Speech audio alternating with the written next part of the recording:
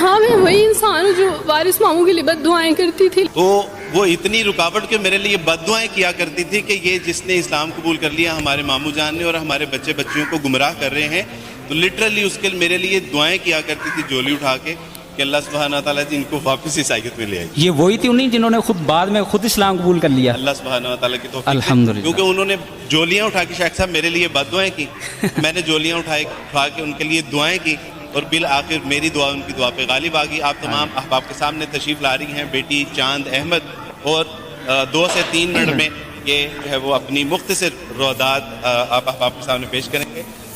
پورے انہماک کے ساتھ سماعت فرمائیں. السلام علیکم ورحمۃ اللہ وبرکاتہ. وعلیکم السلام. امید کرتی ہوں آپ سب بہن بھائی خیریت سے ہوں گے، اور اللہ تعالیٰ ہم سب کے روزے ہمارے اعمال کو قبول فرمائے. میں نا بڑی روتلو ہوں، تو اس لیے میری آواز شروع میں ہی رونے والی ہو جاتی ہے. ہاں میں وہی انسان ہوں جو وارث ماموں کے لیے بد دعائیں کرتی تھی، لیکن میں ابھی پیچھے ایک بچی کو بتا رہی تھی کہ وارث ماموں اپنی جھولی اٹھا کے راتوں کو دعائیں کرتے ہوتے تھے کہ چاند اسلام قبول کر لے. تو دعائیں کبھی رد نہیں جاتی، وہ دعائیں جو اللہ سے مانگی جاتی ہیں وہ دعائیں کبھی رد نہیں جاتی.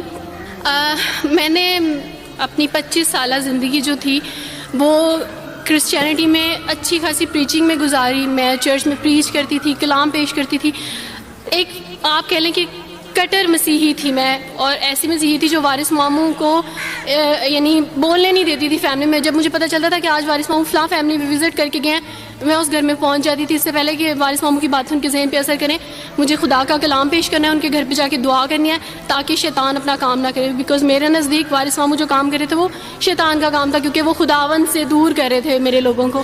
تو میں اس فیملی میں پہنچ جاتی تھی، اپنے لوگوں کو چاہتی تھی کہ وہ خداوند کے ساتھ جڑے رہیں، وہ کبھی خداوند کا انکار نہ کریں، وہ یسوع مسیح کا انکار نہ کریں. یہ سب میری یعنی میں آپ کہہ لیں کہ ایک اسٹرانگ ورک کرتی تھی. مجھے اس چیز کا ڈر رہتا تھا کہ وارث ماموں کی وجہ سے اب مزید لوگ اسلام قبول نہ کر لیں، لیکن کیا پتہ تھا کہ اللہ تعالیٰ مجھے ہی دائرہ اسلام میں لے آئیں گے اور میں ہی وہ شخص بنوں گی جو اسلام قبول کرے گی. CSS کر رہی تھی، میں نے BA کمپلیٹ کیا اپنا، اور اس کے بعد میں CSS کر رہی تھی.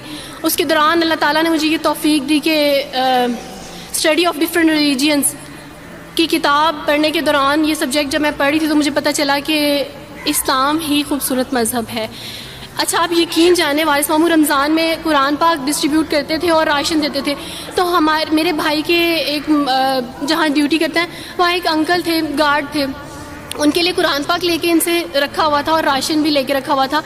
اور میں اس قرآن پاک کو نا چھپا کے اپنی سیف میں رکھتی تھی اور ڈرتی تھی کہ کسی دن میں اس کو کھول نہ لوں. اکثر 1-2 دفعہ پکڑا کہ کھول کے دیکھوں تو صحیح، کوئی نہ کوئی غلطی تو ہوگی نا اس قرآن میں بھی، یہ تو بڑی باتیں کرتے ہیں بائبل کے بارے میں، کچھ نہ کچھ تو ہوگا. لیکن اب یقین جانے ایک ڈر تھا کہ جس دن میں اس قرآن کو پڑھا میں اس قرآن کو اپنا دل دے بیٹھوں گی. اور وہی ہوا کہ جب میں نے قرآن پڑھا تو میں اس پر ایمان لائے بغیر نہیں رہ سکی. ایک رات وارث ماموں کو کال کی اور ان سے کہا کہ 2 بجے کا لگ بھگ ٹائم تھا، اور ان سے کہا کہ وارث ماموں مجھے آپ سے ضروری بات کرنی ہے. تو انہوں نے کہا کہ کیا بات ہے بیٹی، کوئی زندگی موت کی بات ہے؟ تو میں نے کہا کہ ایسا ہی سمجھ لیں، میں رو رہی تھی. تو انہوں نے کہا کہ سب خیریت ہے. تو میں نے ان سے کہا کہ بس بغیر کچھ کہے آپ مجھے کلمہ پڑھا دیں وارث ماموں. اور وارث ماموں اور میں بالکل خاموش تھے. یعنی وارث ماموں کہتے ہیں کہ اس وقت مجھے لگا کہ جیسے میرا دل پھٹ جائے گا. مجھے یقین نہیں آ رہا تھا اپنے کانوں پہ کہ وہ جو سب سے بڑی رکاوٹ تھی وہ مجھے خود کہہ رہی ہے کہ مجھے کلمہ پڑھا دیں.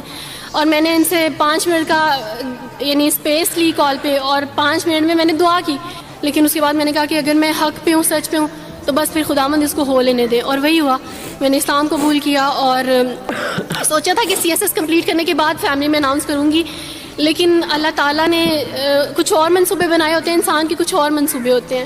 آپ یقین جانے میری فیملی کو جلدی پتہ چل گیا. ایک رات میرے بابا نے وارث ماموں کو گھر بلایا اور ان سے کہا کہ ہم چاند کی شادی کرنا چاہتے ہیں، آپ اس سے پوچھ دیں کہ اگر کسی کو پسند کرتے ہو تو ہم اس کی شادی اس سے کر دیں، ہم جو ہے نا وہ اس کی مرضی کے خلاف نہیں جائیں گے. تو میں نے ان سے کہا کہ آپ ایسا نہیں کر پائیں گے. انہوں نے کہا کہ نہیں ہم کر سکتے ہیں.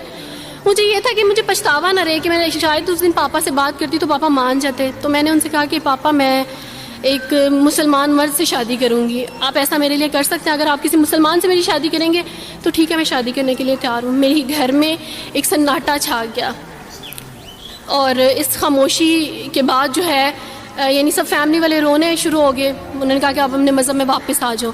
لیکن یہ ہے کہ میں دین اسلام قبول کر چکی تھی.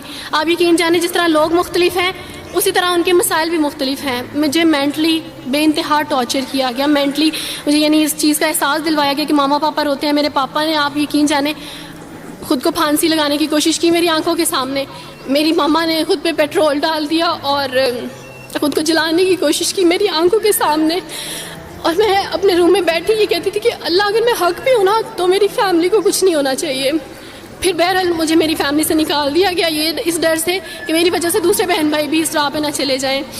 اور وارث ماموں کو بلا کے مجھے گھر بھیج دیا گیا, ان کے گھر بھیج دیا گیا. جب میں گھر سے آ رہی تھی تو وارث ماموں نے کہا کہ بیٹی اگر آپ کا کوئی سامان ہے تو آپ لے لیں. تو میں نے ان سے کہا کہ اس گھر سے صرف ایک ہی چیز میرے ساتھ جا رہی ہے اور وہ ہے میرا نام جو ماما پاپا نے مجھے دیا تھا. میں چاند رات پہ پیدا ہوئی تھی اس لیے انہوں نے میرا نام چندہ رکھا تھا.